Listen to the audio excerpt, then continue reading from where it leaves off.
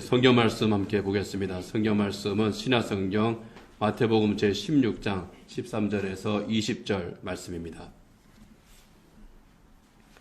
함께 읽겠습니다. 하나님께서 주신 말씀입니다. 예수께서 빌립보 가이사랴 지방에 이르러 제자들에게 물어 이르시되 사람들이 인자를 누구라 하느냐? 이르되 더러는 세례 요한, 더러는 엘리야, 어떤 이는 에레미야나 선지자 중에 하나라 하나이다. 이르시되 너희는 나를 누구라 하느냐? 시몬 베드로가 대답하여 이르되 주는 그리스도시요 살아계신 하나님의 아들이시니이다.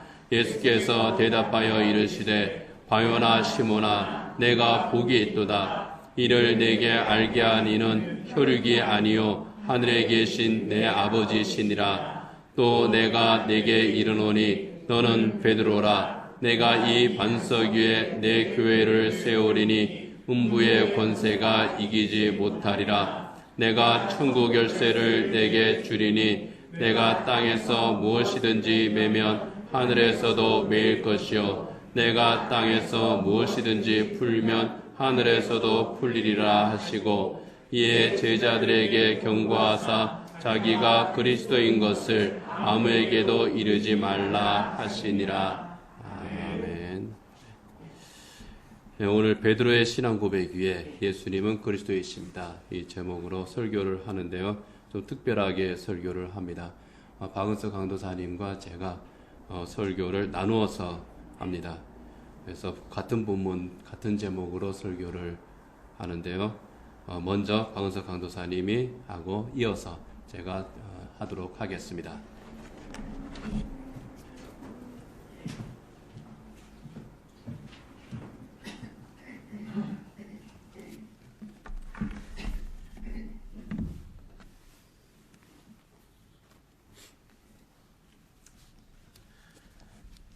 독실한 기독교 신자로 알려져 있는 더글라스 맥아더는 좌절할 때나 혹은 결단의 순간이 찾아왔을 때 이런 생각을 늘 간직하고 있었다고 합니다. 그것은 바로 너는 주님께서 너를 통해서 주님께서 일하실 거야. 너는 운명의 도구가 될 것이다. 라고 가르쳐왔던 어머니의 가르침이었습니다.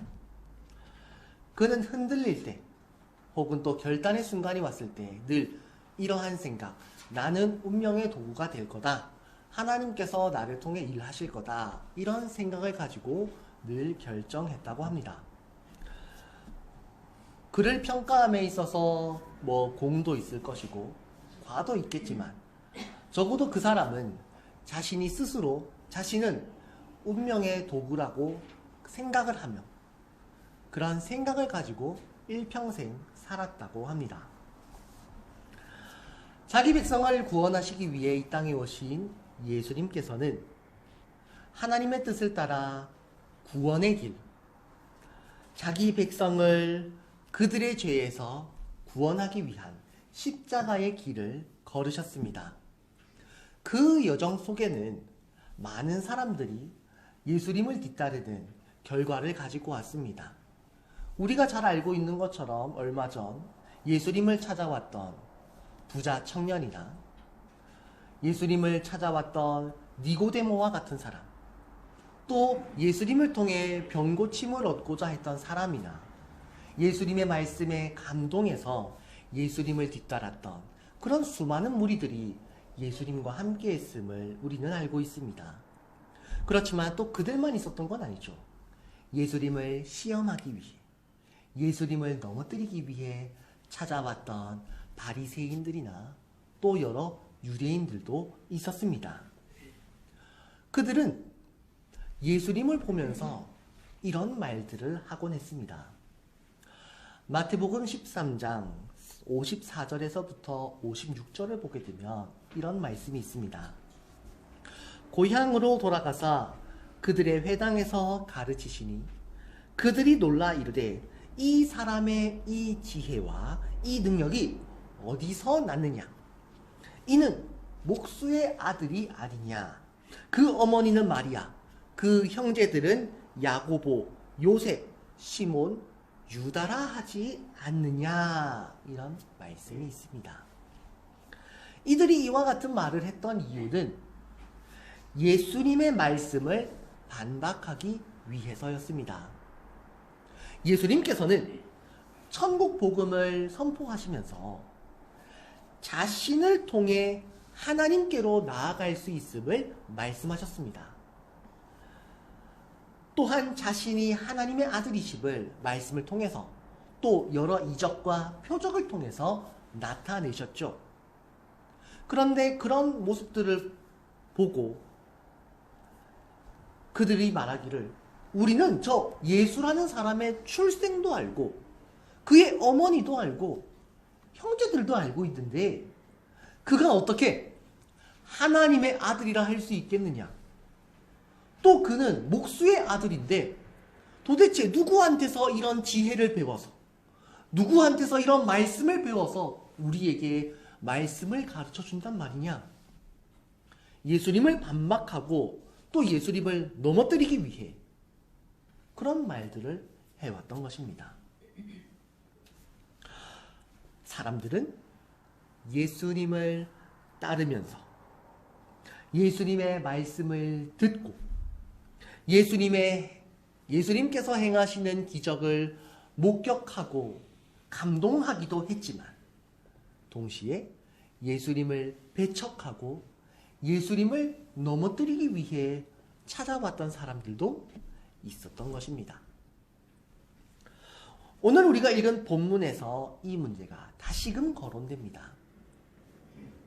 하나님의 뜻을 따라 이제 십자가의 길로 향하시기 위해 걸음을 옮기시던 예수님과 제자들의 발걸음 앞에 빌립보 가이사랴라고 하는 도시가 나타났습니다.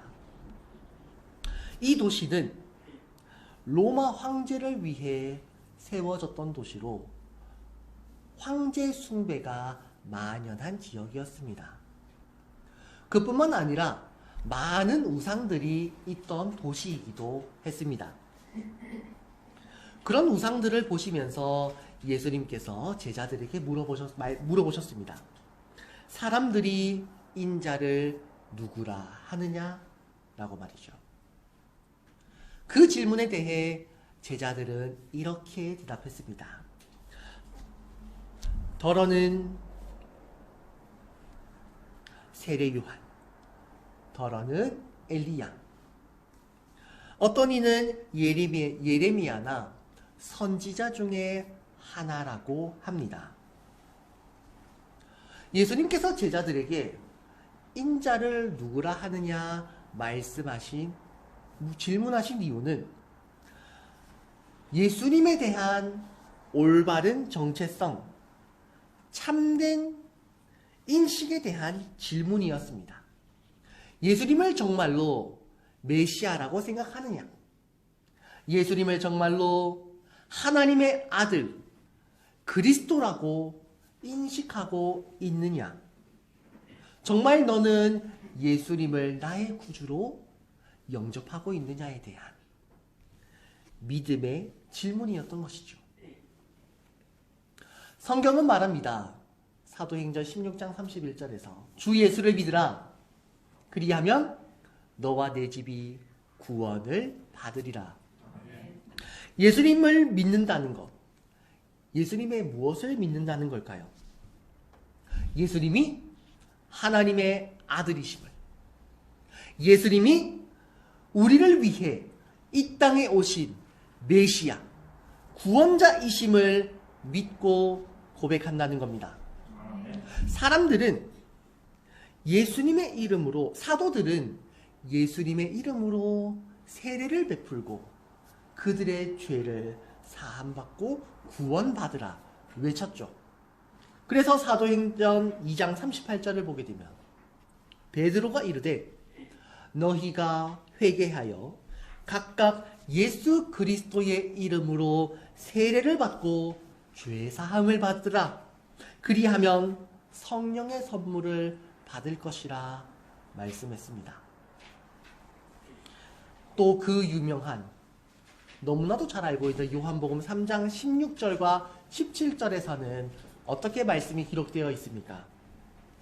하나님이 세상을 이처럼 사랑하사 독생자를 주셨으니 이는 그를 믿는 자마다 멸망하지 않고 영생을 얻게 하려 하심이니라. 하나님이 그 아들을 세상에 보내신 것은 세상을 심판하려 하심이 아니요 그로 말미암아 세상이 구원을 받게 하려 하심이라. 예수님이 하나님의 아들이심을 믿는 것, 예수님이 하나님께서 우리를 위해 이 땅에 보내신 구원자이심을 믿고 고백하는 것, 예수님이 우리의 구원자시요 그리스도시요 우리를 모든 죄에서 구원할 유일한 구원자이심을 믿고 고백하는가? 제자들을 향한 예수님의 질문은 바로 그와 같은 믿음의 고백을 끌어내기 위한 질문, 그와 같은 신앙의 고백을 끌어내기 위한 질문, 예수님에 대한 올바른 인식과 정말 예수님이 하나님의 아들이심을 고백하는가에 대한 질문이었던 겁니다. 다시 제자들의 첫 번째 대답으로 돌아와서 사람들은 예수님을 선지자라고 하더이다. 이 인식, 이 대답은 예수님이 목수의 아들이다, 예수님은 하나님의 아들이라 말해선 안 된다 라고 말했던 사람들의 대답보다는 한 걸음 더 나아간 대답임에는 틀림없습니다. 적어도 예수님의 말씀에 권위가 있고 예수님의 말씀에 능력이 있음을 고백하고 있다는 거죠. 그렇지만 그들의 고백은 예수님은 이 땅에 오실 메시아를 예언할 선지자지 메시아 그 자체라고 했던 건 아닙니다. 사람들은 예수님을 보면서 저분은 하나님께서 보내신 선지자구나, 저분은 엘리야와 같은, 예레미야와 같은 하나님의 말씀을 가르쳐 주시는 분이구나, 이렇게 인식을 했지. 저분은 정말 하나님의 아들이시구나, 저분은 정말 우리의 구원자이시구나, 이렇게 생각하진 않았다는 겁니다. 그래서 예수님께서 다시금 제자들에게 질문하십니다. 너희는 나를 누구라 하느냐? 너희는 나를 어떻게 고백하느냐? 너희는 나를 어떻게 믿느냐? 그에 대한 베드로의 고백이 무엇입니까? 주는 그리스도시요 살아계신 하나님의 아들이십니다. 이 고백은 베드로의 신앙 고백임과 동시에 제자들의 고백이요 또 예수님의 구원 여정을 정리하는 문장과도 같습니다. 물론 이들은 여전히 부족합니다. 오늘 우리가 읽은 본문 바로 그 다음 내용을 보게 되면 예수님의 죽음에 대해 분노하고 막으려고 하는 베드로가 등장하기도 합니다. 그만큼 이들은 예수님에 대한 이해가 부족했고 하나님의 뜻에 대한 이해도 인식도 부족했습니다. 그렇지만 우리 예수님께서는 베드로의 고백을 칭찬하셨고 그의 고백이 하나님께로부터 주어진 것임을 인정하셨습니다. 나아가 그 고백 위에 예수님의 교회를 세울 것이라 약속하셨습니다. 예수님께서는 바로 이 베드로의 신앙 고백, 주는 그리스도시요 살아계신 하나님의 아들이십니다 라고 고백했던 그의 고백 위에 예수님의 교회, 예수님께서 다스리시는 나라, 예수님께서 함께 하시는 나라를 세울 것임을 약속하셨습니다. 베드로의 고백은 그저 입으로 내뱉는 그런 고백이 아닙니다. 그의 고백은 이제 내가 그렇게 살기로 결심했습니다. 내가 이제 그렇게 살겠습니다. 고백하는 결단의 고백이었습니다. 물론 그가 얼마 지나지 않아 예수님을 부인하긴 했지만 베드로는 일평생 예수님은 하나님의 아들이십니다. 예수님은 하나님의 아들 그리스도이십니다. 이 고백을 위해 이 믿음으로 살았습니다.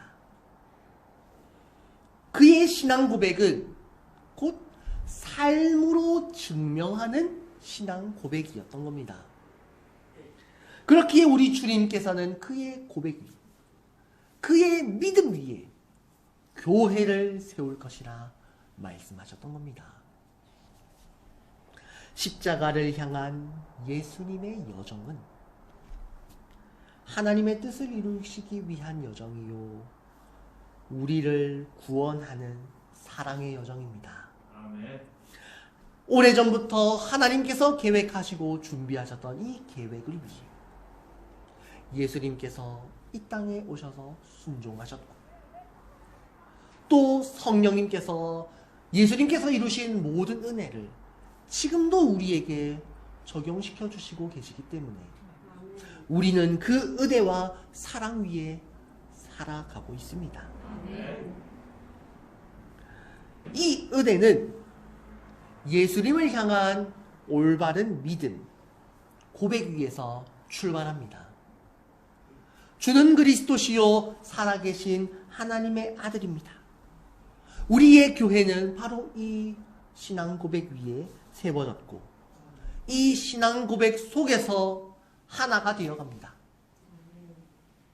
나아가 이 신앙 고백은 그렇게 살기로 결단하고 또 그렇게 살기 위해 노력하는 삶과도 같습니다. 신앙 고백은 원래 다른 사람에게 나의 믿음과 신앙을 드러내기 위해 했던 말입니다.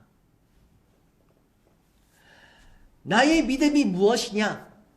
너는 도대체 무엇을 믿는가에 대한 질문에 대답으로 했던 게 바로 신앙 고백이었다는 거죠. 마치 더글라스 맥아더가 일평생 자신은 운명의 도구임을 믿고 또 그렇게 결심하고 결정하고 살았던 것처럼, 신앙 고백은 예수님이 하나님의 아들 그리스도이심을 믿고 그렇게 살기로 결심하고 매 순간 예수님이 하나님의 아들이심을 드러내기 위해 살아가는 것과 같다는 겁니다.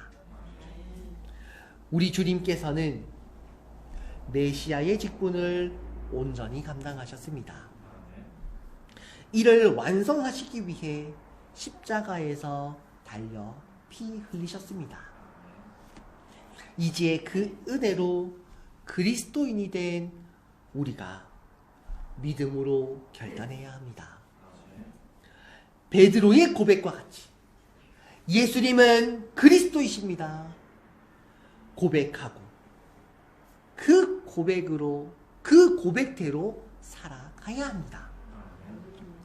예수님을 믿는 믿음으로 예수님을 우리의 구원자로 고백하고 인정하는 삶을 우리는 모두 살아야 합니다. 그것이 우리의 신앙 고백이고 우리가 닮아가야 할 예수님의 모습입니다. 그와 같은 신앙 고백의 삶을 살아가는 저와 우리 모두가 되길 간절히 소망합니다. 아멘.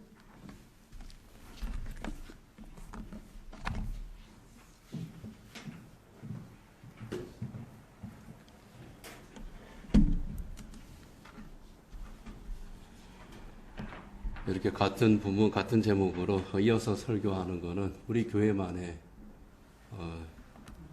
특별한 설교입니다. 세상 어디 가도 없습니다. 그래서 제가 이걸 옴니버스 설교라고 이름을 붙였습니다. 근데 전에 우리 교회 부교육자님들이 있을 때에 한 번씩 시도했는데 굉장히 좋았던 것 같아요. 제가 또 개인적으로 좋았고 굉장히 은혜를 많이 받았습니다. 오늘 바우서 감독사님이 설교한 것처럼 이 베드로의 신앙 고백, 위대한 신앙 고백이죠. 베드로와 같은 신앙 고백 할 수 있는 베드로의 신앙 고백보다 더 위대한 신앙 고백, 더 특별한 신앙 고백을 할 수 있는 그런 사람은 없습니다. 예수님의 구원 사역과 예수님의 하나님 되심에 대한 이 신앙 고백은 기독교의 핵심이고요. 영원히 변하지 않을 진리입니다. 예수님에 대한 베드로의 신앙 고백이 있었던 곳은 빌립보 가이사랴라고 했습니다. 빌립보 가이사랴는 지금의 지명은요 바니아스라고 하는 곳입니다. 원래 이름은 파네아스라고 합니다. 파네아스라고 이름이 붙은 이유는 판이라고 하는 그리스 로마 그 신화의 그 신의 이름을 따서 지었기 때문입니다. 여기에 가면은 돌산 위에 그 판이라고 하는 신, 판이라고 하는 신은 어떻게 생겼느냐 하면은요, 하체에는 염소입니다. 그리고 상체에는 사람의 몸이고 뿔이 났어요. 굉장히 심술궂은 그런 그 신이어서 이 판신이 나타나면 사람들이 화들짝하고 놀랍니다. 영어에 보면은 그 패닉이라고 하는 단어가 있죠. 공허 나타내는 이 패닉이 판에서 나왔어요. 이 신을 모시는 유쾌한 신입니다. 그래서 그 신을 모신 신전이 있는 곳이 바로 파네아스였고, 이 파네아스에는 판신만 모신 것이 아니라 모든 신들, 제우스를 비롯해서 그들이 알고 믿는 모든 신을 다 모아놓고 거기서 제사를 하고 경배를 했어요. 그래서 만신전이라고 그럽니다.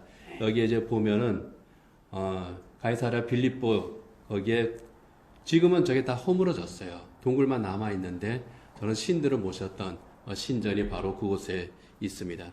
예수님께서 제자들과 함께 지나가셨던 가이사랴 빌립보 거기가 바로 저기예요. 저기를 보면서 예수님께서 제자들에게 물으시는 겁니다. 너희는 나를 누구라 하느냐? 그 당시에 이미 이 이스라엘에 이방 신들이 많이 침투해 들어와 있었던 것을 우리가 알 수 있습니다. 솔로몬 시대에 예루살렘 성전 주위로 온갖 이방 신전들이 다 있었죠.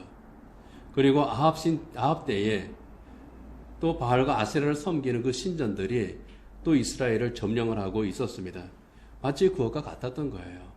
헤롯이 로마 황제에게 아부하기 위해서 만들었던 신전이 있었고, 이스라엘 사람들은 저 신전 앞을 지나가면서 아무런 그 마음에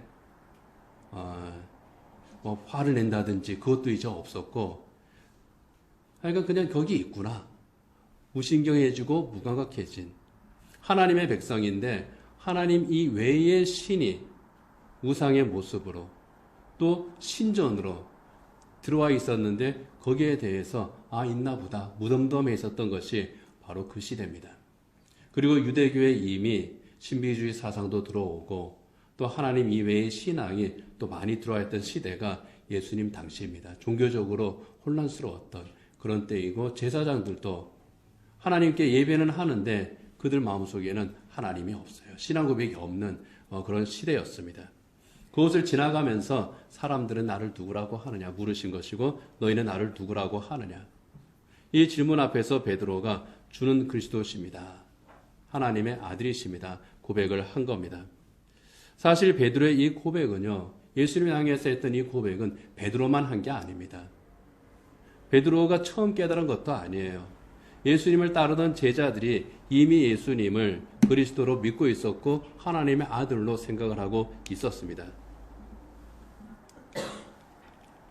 요한복음 1장에 보면은요, 예수님을 가장 처음 만났던, 제자들 중에 예수님을 가장 처음 만났던 사람 안드레가 자기 형 베드로를 찾아와서 이런 말을 합니다. 요한복음 1장 41절입니다.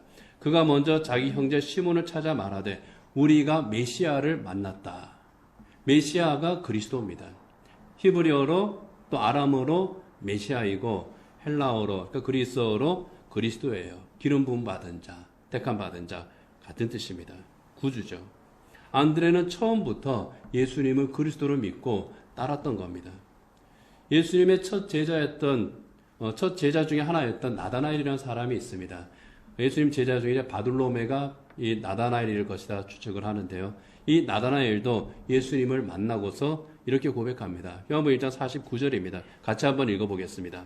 나다나엘이 대답하되 랍비여 당신은 하나님의 아들이시오 당신은 이스라엘의 임금이로소이다.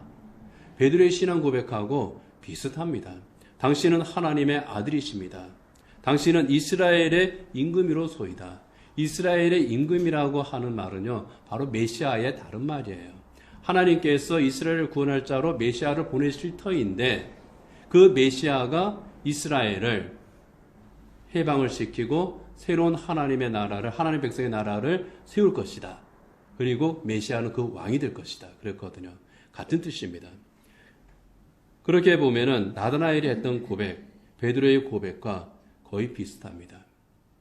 그런데 이들이 믿고 고백했던 그리스도, 심지어 베드로조차도 믿고 고백했던 그 그리스도는 이스라엘 민족을 위한 메시아였어요. 이스라엘 민족을 구원하는 하나님의 사자, 그것이 그들이 인식하는 메시아의 한계였습니다. 유대인의 나라를 새롭게 건설하는 왕, 그렇게 고백을 했던 겁니다. 그렇지만 예수님은 어떻습니까? 유대인만을 위한 메시아로 오신 것이 아니거든요. 그들만을 구하기 위해서 오신 것이 아니거든요. 예수님께서는 온 인류의 죄를 속죄하시고 온 인류를 구원하시고 하나님의 구원을 받은 그들을 위한 새로운 하나님의 나라, 새하늘과 새 땅, 이것을 우리에게 주시고 그 왕으로 오신 분이시기 때문입니다. 예수님께서 세우시고 다스리는 그 나라, 이 땅이 이스라엘이 아니라 새하늘과 새 땅, 영원한 하나님의 나라, 그 나라의 왕으로 메시아로 오신 분이 우리 예수 그리스도신 겁니다. 베드로의 신앙 고백, 여기까지 아직 나아가지는 못합니다.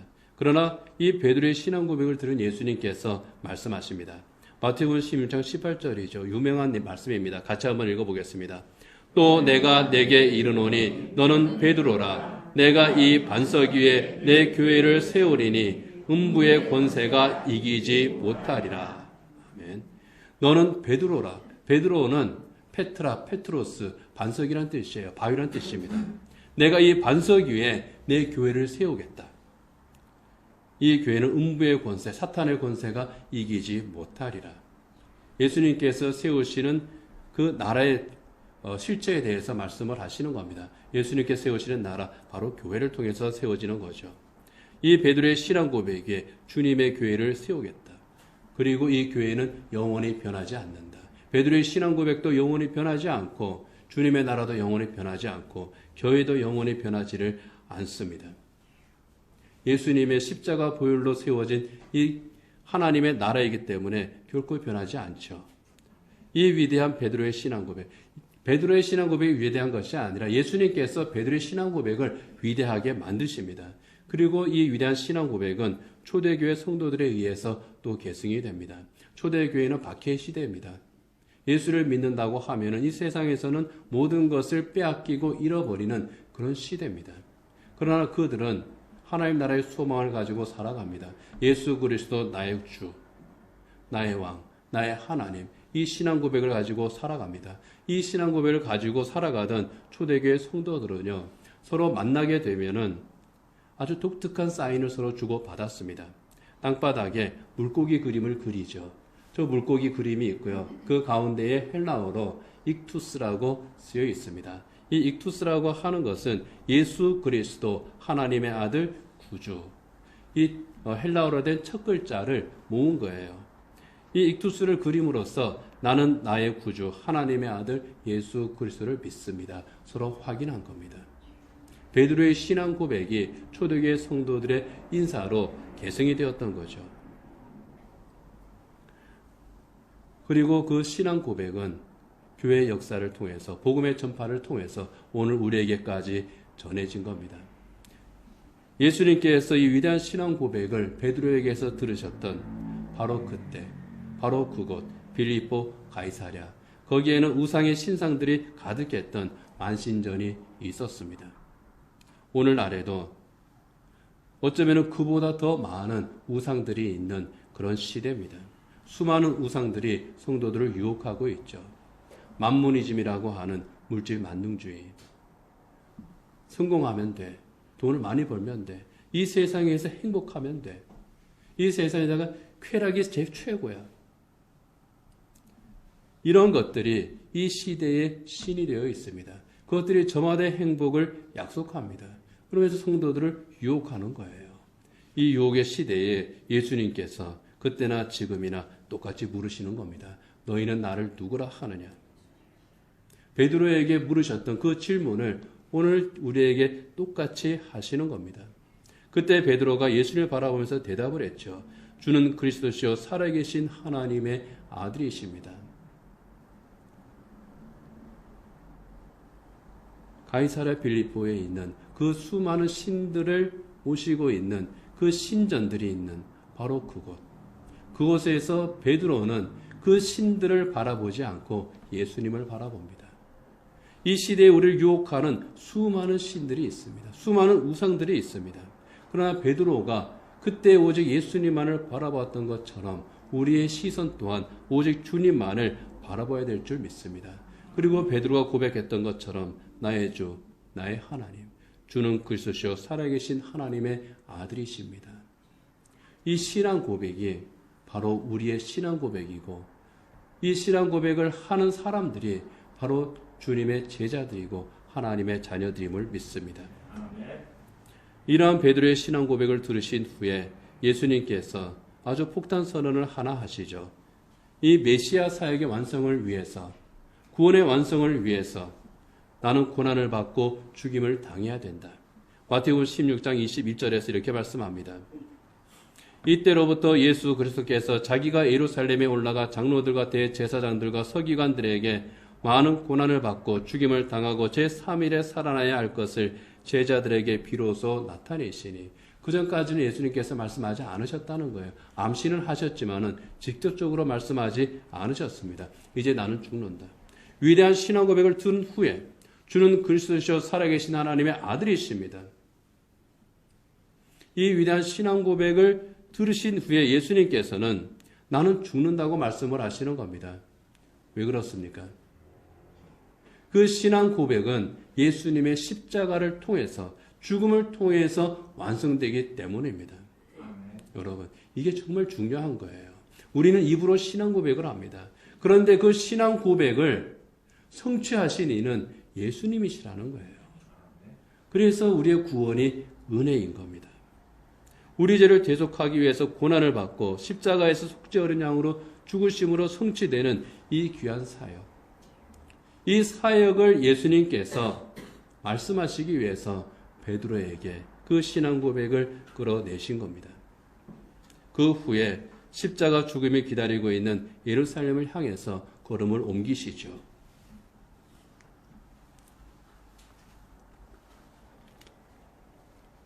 그리고 십자가를 지십니다. 십자가를 지실 때에 그 예수님을 히브리서 12장 2절에서는 이렇게 묘사를 합니다. 같이 한번 읽겠습니다. 믿음의 주요, 또 히브리서 12장 같이 읽겠습니다. 믿음의 주요 또 온전하게 하시는 이인 예수를 바라보자. 그는 그 앞에 있는 기쁨을 위하여 십자가를 참으사 부끄러움을 개의치 아니하시더니 하나님 보좌 우편에 앉으셨느니라. 아멘. 히브리서 12장 2절은 작년에 우리 교회가 세웠던 2022년도 표제 선구입니다. 예수를 바라보자. 그런데 예수님께서 십자가를 지실 때에 어떻게 지셨는가 하는 겁니다. 십자가를 참으셨다는 거예요. 십자가를 참으시는데 그 이유는 그 앞에 있는 기쁨을 위해서, 우리를 죄에서 구원하시는 그 기쁨을 위해서, 우리를 하나님의 자녀로 삼으시는 그 기쁨을 위해서 우리 주님께서 십자가를 참으셨고 십자가의 수치를 개의치 않으셨다. 나는 관계없다. 그렇게 십자가를 지셨다는 겁니다. 여러분, 지금은 많은 교회에서 사순절로 지키는 기간입니다. 사순절은요, 성경에 나온 교회 절기는 아닙니다. 다만 교회들이 이 기간만큼은 예수님께서 십자가를 지시고 부활하신 그 뜻을 우리가 한번 새기자. 그렇게 해서 40일 동안 경건 생활을 하는 기간이 사순절입니다. 우리 교회에서는 따로 지키지는 않지만은 부활절이 이제 2주 남은 부활절을 맞으면서 한번 주님의 십자가를 우리가 묵상하면서 지내야 될 줄 압니다. 우리 주님께서 어떤 마음으로 십자가의 길을 가셨는가? 그리고 주님께서 십자가의 길을 가실 때에 그 품으신 사랑의 마음 가운데에 내가 들어있다고 하는 것, 그 은혜로 내가 구원받았다고 하는 것, 이것을 생각하면서 십자가에 대한 그 감사로 또 우리가 이 기간을 보내야 될 줄 압니다. 베드로가 했던 위대한 신앙 고백, 주는 그리스도시요 살아계신 하나님의 아들이십니다. 주님은 나의 구주이십니다. 하는 이 위대한 신앙 고백을 만들기 위해서 십자가를 지신 예수님, 그 주님을 우리가 바라보면서 우리의 신앙 고백을 새롭게 하는 그런 시간들을 우리가 만들어야 될 줄 믿습니다. 이 시간에 우리 함께 하나님 앞에 몇 가지 제목을 놓고 기도하도록 하겠습니다. 반주자는 반주해 주시면 감사하겠습니다. 베드로가 했던 이 신앙 고백처럼 나 또한 예수님을 나의 구주로, 나의 하나님으로 고백하고 있는가? 그리고 이 고백을 하고 있으면 이 고백을 주신 우리 주님에 대해서 감사하는 마음을 우리가 주님 앞에 표현하기를 원합니다. 그리고 우리를 구원하시기 위해서 십자가의 길을 가신 우리 예수님, 예루살렘에 올라가서 고난의 길을 걸어가신 골고다 언덕을 향해서 십자가로 올라가신 그 예수님을 따라서 우리에게 주신 십자가를 지고 가는 삶을 내가 살게 해 주십시오. 그리고 이 시대에 이 신앙 고백을 꺾으려고 하는 그런 그 악한 사탄의 유혹, 우리를 유혹하는 그 모든 만모니즘의 유혹을 이기게 해 주시기를 주님 앞에 함께 잠시 동안 기도하도록 하겠습니다.